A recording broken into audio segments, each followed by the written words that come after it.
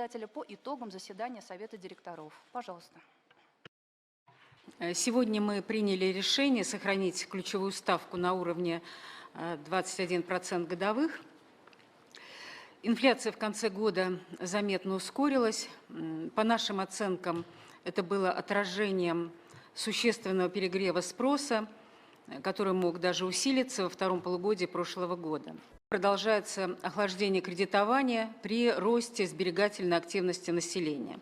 Это дает нам более веские основания считать, что уже набранной жесткости денежно-кредитных условий может быть достаточно, чтобы инфляция в ближайшие месяцы начала замедляться.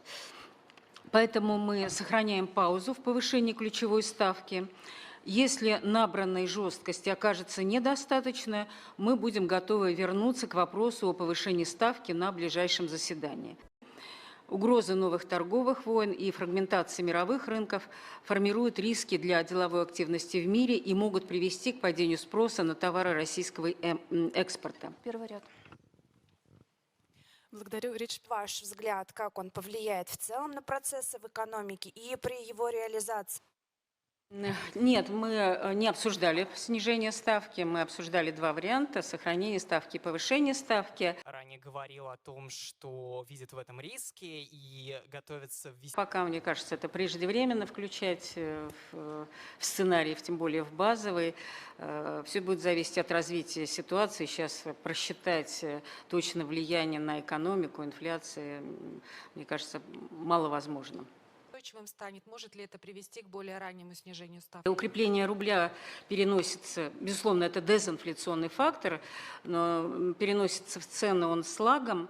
Мы уже видим по ценам на те товары, которые зависят от валютного курса, замедление темпов роста. Прежде всего это касается смартфонов, бытовой техники. Но, конечно, этот эффект, он разнесенный во времени.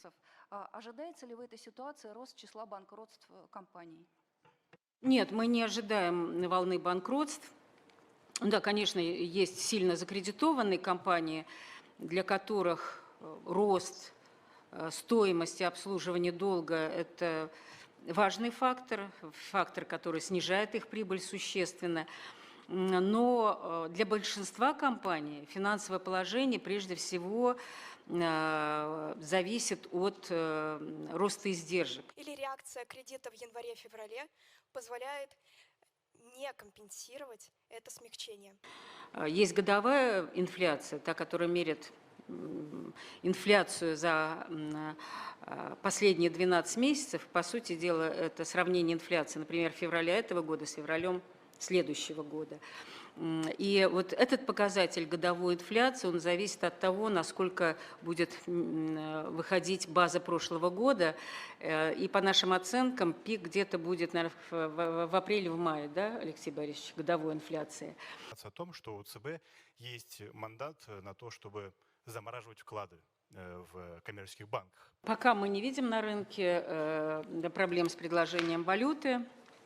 И отслеживаем продажу валютной выручки экспортерами, она не снижается. А что касается возможности снижения экспортной выручки, могут быть разные факторы. Это может быть связано и с развитием процессов в мировой экономике, с фрагментацией, торговыми войнами, которые приведут и могут привести к снижению темпов мировой экономики, повлиять на наш спрос. Поэтому факторы могут быть разные. Мы рассматриваем это в рамках рискового сценария. Мы каждый год представляем рисковый сценарий, и там учитывается в том числе и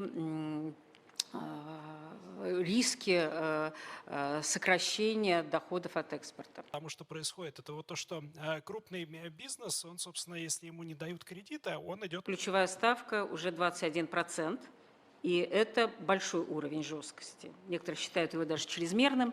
Это большой уровень жесткости. И по нашим оценкам его должно быть достаточно для замедления инфляции. Если мы увидим, что нет устойчивого замедления инфляции, мы готовы будем еще повысить ставку. Спасибо. Коллеги, спасибо. Всем счастья.